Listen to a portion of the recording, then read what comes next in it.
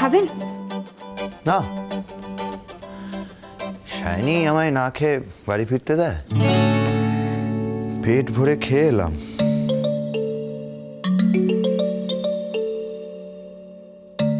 ফেরার পথে তমালদা আর আমি একটা রোড সাইড ধাবায় বসে জমিয়ে খেয়ে এসছি কঙ্কাবতী। এখন কি করে খাই বলো তো? এই কথাটা আগেই বললে হতো। কখন বলতাম? ওই যখন বলা হলো আজ রাতে বাড়ি ফিরবো, তখনই বলতে হতো আজ রাতে খাবোও না। না, আমি বুঝতে পারছি না, আমি খাবো কি খাবো না সেটা আমি আপনাকে বলতে যাবো কেন? আপনি কে আমার? কাজের লোক, আমি কাজের লোক।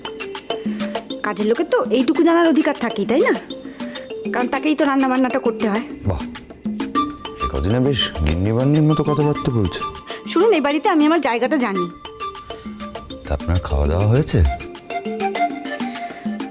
আমার খাওয়া দাওয়া নিয়ে হঠাৎ আপনি মাথা ঘামাচ্ছেন কেন?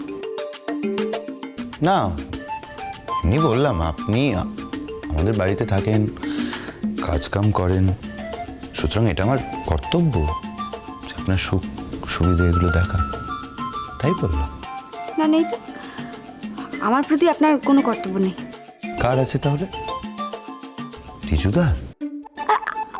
আপনি কেন রিজুদাকে নিয়ে এত কিছু বলবেন বলুন তো? আমি বলছি একটা কথা আপনার ওই বান্ধবীকে নিয়ে। না না, আপনি বলবেন কি করে? আমি তো নিজেই আপনাকে সব কিছু বললাম, তাই না? আপনি যদি আমায় কনফেস করতেন নিজে থেকেই, তাহলে আমি আর একবারই আপনাকে খোঁচাতাম না। আমি বলিনি, তার কারণ আমার কিছু বলার নেই, তাই। আপনার মতন না আমার ব্যাপারটা। রিজুদা, কি কুক্ষণে যে রিজুদার কথাটা আপনাকে বলেছিলাম। আচ্ছা, রিজুদা আপনাকে কখনো লাভ লেটার, প্রেমপত্র লেখে? না, লেখেনি। খুব একটা বিশ্বাস হলো না। আপনার বিশ্বাস হলো না তো আমি কি করব? আমার বান্ধবী তো আমায়, মানে সায়নী, SMS পাঠায়। এখন তো আর ওই লেটার টেটার চলে না, SMS-এই আদান প্রদান হয় আর কি। বাহ, সে তো খুব ভালো তো। এসব আমায় বলছেন কেন? আমি জেনে কি করব? না, এমনি বললাম। আপনি বরং চেঞ্জ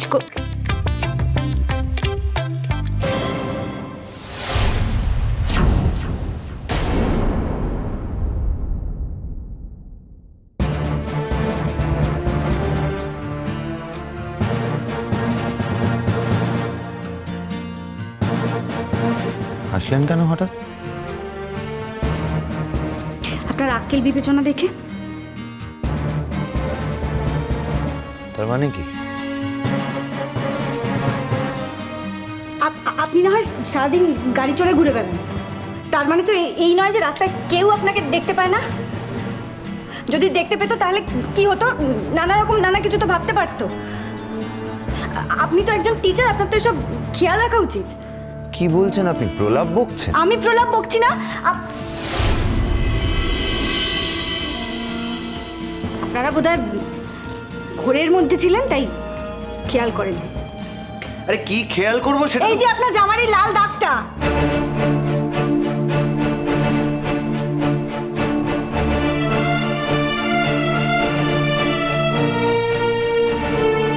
এটা আবার কি করে হলো?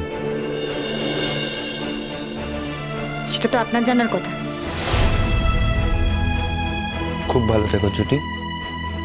ও, আসার আগে ছুটিকে জড়িয়ে ধরেছিলাম, তখনই বোধহয় কোনোভাবে মনে পড়লো কি করে হলো? হ্যাঁ হ্যাঁ, এটা ওই সায়নীর টিপের বা লিপস্টিকের দাগ হবে বোধহয়। শুনেছিলাম শহরের লোকজন খুব খোলা। সরুন। শুনেছিলাম শহরের লোকজন খুব খোলামেলা, কিন্তু আপনার মতন বিজ্ঞাপন লাগিয়ে ঘুরে বেড়ায় এটা জানা ছিল না। কতটাই বা শহরটাকে চেনেন? চিনতেও চাই না। বাহ, তা বেশ। তো এইসব না করে এবার বিয়েটাই করে নিন। সেটা আপনাকে বলতে হবে না। বালাই ষাট, আমি কেন বলতে যাব? আমি বলার কে? কি করবেন আপনি? আমি বলতে যাব। কোথায় যাচ্ছেন? ঘুমোতে। অনেক রাত হয়ে গেছে তো, এবার ঘুমোতে হবে। তার কারণ কালকে সকালে উঠে কাজে লেগে পড়তে হবে। বাড়ির কাজের লোক, তার যদি ওর পান থেকে চুন খসে তাহলে তো কেউ আর রক্ষে রাখবে না, না? কোথায় ঘুমোবেন? কোথায় আবার? ওই আপনার দরজার বাইরে। একদিন আপনি ঘরে ছিলেন না, আপনার ঘরে শুয়েছি। এখন আপনি চলে এসেছেন, এখন তো এখন থেকে এই ঘরে শোবেন। কি? কানে কম শোনেন বলে তো জানা নেই। শোবো না। কেন? সতীর্থ চলে যাবে বলে? না, আপনার বান্ধবী রাগ করবে সেই জন্য। আর আমার জন্য আপনাদের দুজনের মধ্যে রাগারাগি হবে সেটা তো আমি চাইবো না, তাই না? না না, সেটা আপনাকে ভাবতে হবে না। আমার বান্ধবীর ব্যাপারটা আমি বুঝে নেবো, সেটা আমার উপর ছেড়ে দিন। আমি মাথা ঘামাচ্ছিও না, হয়ে গেছে আমার মাথা ঘামাতে। তাহলে তখন থেকে এই অবান্তর কথাগুলো কেন বলছেন? শুনুন, যথেষ্ট রাত হয়েছে, চুপ করে শুয়ে পড়ুন। আর আমার বাড়ির লোক, মানে যাদের কথার দাম আমার কাছে আছে, তারা যখন চান না যে আপনি বাইরে ঘুমান, তখন আমিও চাই না। আপনি আজ থেকে ঘরেই ঘুমাবেন। আমি মাঝে পাশ বালিশ দিয়ে দিচ্ছি, চুপ করে শুয়ে পড়ুন। আমি কখনো এখানে ঘুমাবো না। কেন? আপনি কি জোর করবেন নাকি? আচ্ছা ঠিক আছে, আমি মেঝেতে শুয়ে পড়ছি। না। কেন না? মাথা গরম করাবেন না আমার।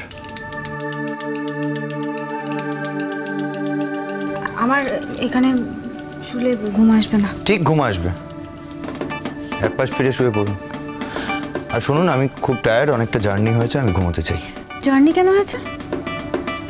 ও আপনার ওই বান্ধবীর বাড়ি বুঝি অনেক দূর?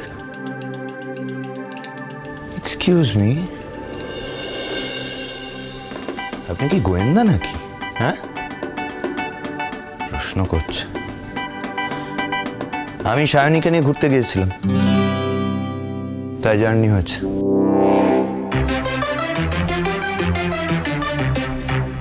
কেমন লাগছে এখন? ঠিক হয়েছে। তোমার মুখে রিজুদার কথা শুনে আমাকে এর থেকে 1000 গুণ বেশি নিগৃহীত হতে হতো। কঙ্কবতী,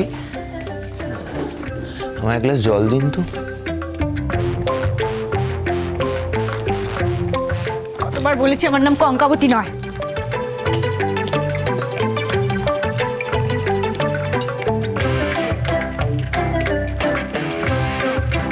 আমার নাম কাকুন।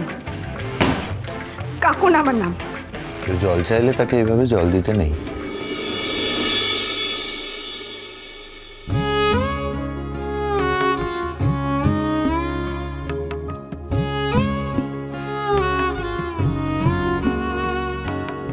হঠাৎ কাঁদছেন কেন আবার? কাঁদতে যাবো কেন? আমি মোটেও কাঁদছি না। শুধু শুধু কোনো কারণ নেই, কারোর জন্য কেন কাঁদতে যাবো? আমি মোটেও কাঁদছি না। আমি তো রোজ ঠাকুরকে ডাকি। আমার বাবার যদি একটা খোঁজ পাওয়া যেত, ওরাই আমি এখানে থাকতাম, কোনোদিন এখানে থাকতাম না।